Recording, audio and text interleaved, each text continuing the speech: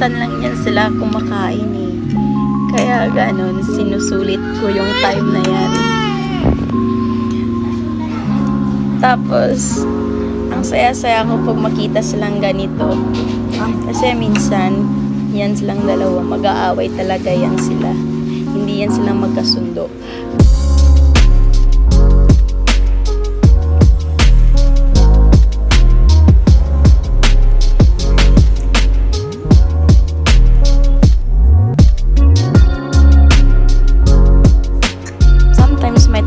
Ako, kambal nga sila, pero bakit ganun? Sometimes napatanong talaga ako sa sarili ko.